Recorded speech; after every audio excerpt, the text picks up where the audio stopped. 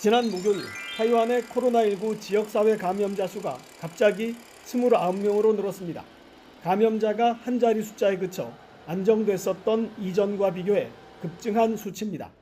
하지만 이것은 시작에 불과했습니다. 다음 날은 6배 이상 늘어 180명이 되더니 하루가 더 지나자 206명으로 폭증했습니다.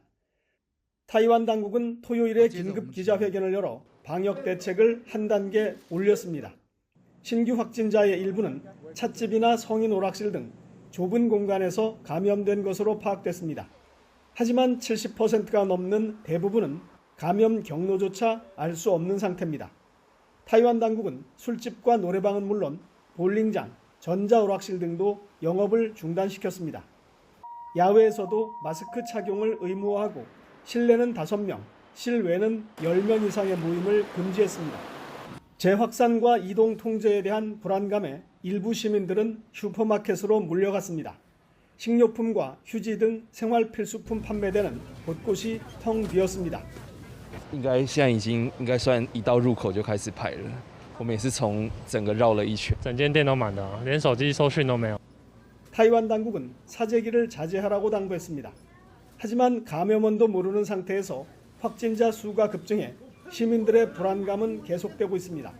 중국과 달리 도시 봉쇄를 하지 않고 성과를 내온 타이완의 자율방역에 구멍이 뚫리면서 시험대에 올랐습니다. 베이징에서 YTN 강성웅입니다. 이달 초 갑작스러운 이혼을 발표한 마이크로소프트의 공동 창업자 빌 게이츠가 지난해 이사회를 떠난 이유가 사내 불륜 때문이라는 미국 언론의 보도가 나왔습니다. 폭로 기사가 잇따르자 빌 게이츠도 부적절한 관계가 있었다며 불륜 사실을 인정했습니다. 김진호 기자의 보도입니다. 2019년 말 마이크로소프트사의 엔지니어인 한 여성의 글이 이사회에 전달됐습니다. 2000년도부터 수년간 공동 창업주 빌 게이츠와 성적인 관계를 맺어왔다는 내용이었습니다. 외부 로펌의 자문까지 얻어 조사한 결과 사실로 확인됐습니다. 이사회는 빌 게이츠의 퇴진을 결정했지만 빌 게이츠는 공식 발표가 있기 전 먼저 사임했습니다. 월스트리트 저널은 빌 게이츠의 지난해 이사회 탈퇴 과정을 이렇게 보도했습니다. 당시 빌 게이츠가 사임 이유로 든 건 자선 사업에 힘쓰기 위해서라는 것. 그러나 이사에 재선임된 지 불과 3개월밖에 안 된 시점이라 갑작스러운 결정에 관심이 쏠렸습니다.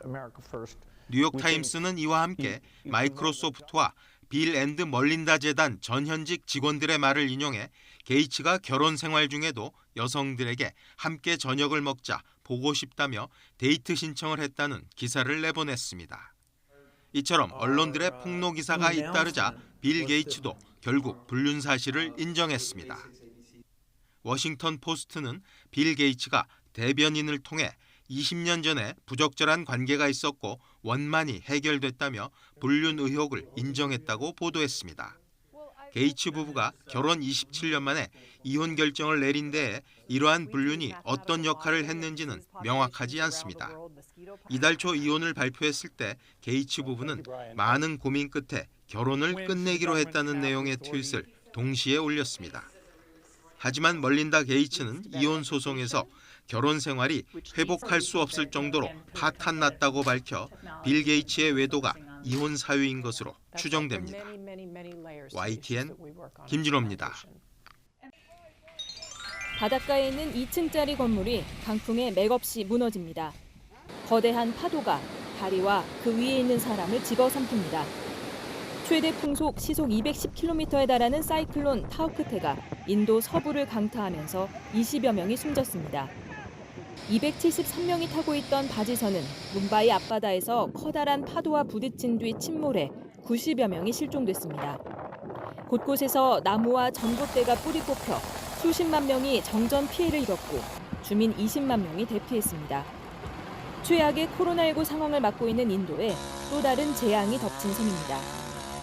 인도의 코로나19 일일 신규 사망자 수는 4,329명으로 또다시 종전 최고 기록을 넘어섰습니다. 일일 신규 확진자는 줄고 있지만 26만 3천여 명으로 여전히 세계 최고 수준입니다. 인도 인구의 70%가 사는 농촌 지역은 검사 장비와 치료제 부족으로 코로나19인지 확신하지 못한 채 손도 못 써보고 숨지는 경우가 허다해 실제 감염자와 사망자는 더 많을 것으로 추정됩니다. एक महीना के अंदर में करीब 6-7 आदमी मरे। एक घर में से 2 आदमी 3 आदमी मरे। कोई जांच नहीं है। जब मर जाता है तो लोग हल्ला होता है समाज में कि कोरोना से मर गया, कोरोना से मर गया। 인도 의사협회는 올해 2차 유행에서만 의사 244명이 목숨을 잃었다며 하루에 50명이 한꺼번에 숨지기도 했다고 밝혔습니다.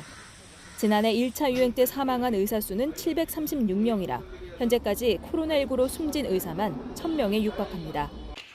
가방을 열자 묻히는 패치 형태의 약이 담긴 상자가 나옵니다. 겉 포장에는 마약이라는 글자가 선명합니다. 한 장, 2장, 3장. 이 돈은 뭐예요? 4장.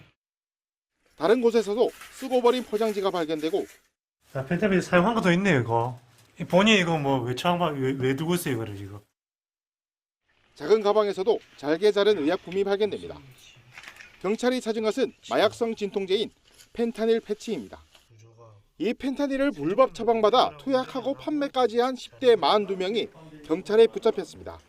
지난해 6월부터 올해 4월까지 공항과 상가, 화장실, 심지어 학교에서도 투약했습니다. 범행 시작 당시 모두 미성년자로 아직 졸업하지 않은 고등학생도 9명이나 됩니다. 나이를 보면 만 17세가 6명, 만 18세가 12명, 만 19세가 24명으로 남학생이 32명, 여학생이 10명. 현재 학교에 재학 중인 학생이 지금 9명입니다. 펜타닐은 마약성 진통제로 주로 말기암 환자 등 고통이 큰 환자들에게 쓰입니다. 하지만 19살 A씨 등은 그저 환각 증상을 느끼려고 이 약물을 직접 투약했습니다. 병원에서 별다른 신분을 확인하지 않는다는 점을 노려 자신과 다른 사람 이름으로 처방을 받는가 하면 또 과거 병력, 투약 여부 같은 개인정보를 다른 병원에서 확인할 수 없다는 점을 노렸습니다. 이런 식으로 진단서를 받은 병의원은 경남 부산 일대 25곳이나 됩니다. 다른 데서 파악하는 거는 알 수 없죠. 개인정보 보호법이 다른 의료기관이나 의료정보는 본인 동의하에서는 전혀 알 수 없죠. 경찰은 구매와 판매 횟수가 많은 A씨를 마약류 관리법 위반 혐의로 구속하고 나머지 41명을 불구속 입건했습니다. YTN 오태인입니다. 중국 헤이룽 장성에 있는 낡은 공장입니다. 직원들은 보이지 않고 창문에는 대형 환풍기가 설치되어 있습니다. 내부에는 창문을 넘어온 전력선과 통신선 여러 갈래가 컴퓨터 서버들과 연결되어 있습니다. 지난 2018년 중국 경찰의 단속에 걸린 비트코인 불법 채굴 시설입니다. 조사 결과 가상화폐 채굴업자들은 전기를 마음대로 훔쳐 쓴 것으로 드러났습니다. 최근 내이멍구 자치구 정부는 이런 행위를 단속하기 위해 주민신고센터를 운영한다고 밝혔습니다. 공장으로 위장해 값싼 전기를 공급받은 뒤 가상화폐를 채굴하는 행위가 주요 단속 대상입니다. 적발되면 채굴업자는 물론이고 공간을 빌려준 땅 주인까지 처벌하겠다고 경고했습니다. 전기 절약이 명분이지만 이참에 가상화폐를 뿌리 뽑겠다는 의지가 반영돼 있습니다. 중국 정부는 지난 2017년 9월부터 가상화폐의 발행과 거래를 전면 금지하고 있습니다. 민간이 아닌 중앙은행이 디지털 위안화를 직접 만들어 화폐 운용을 통제하겠다는 정책입니다. 이번 주에는 중국의 관변 금융협회들이 가상화폐 사용 불가 원칙을 한 번 더 천명했습니다. 이런 분위기라면 내이멍구 자치구의 가상화폐 채굴 단속이 다른 지역으로 확산할 수도 있습니다. 중요한 건 중국이 세계에서 가상화폐가 가장 많이 채굴되는 국가라는 점입니다. 비트코인의 경우 지난해 4월 기준 전 세계 채굴량의 65%가 중국에서 나왔다는 통계도 있습니다. 이 때문에 중국의 가상화폐 채굴에 대한 엄격한 단속이 세계 가상화폐 거래 시장에 또 다른 파장을 몰고 올 수 있어 변수가 되고 있습니다. 베이징에서 YTN 강성웅입니다.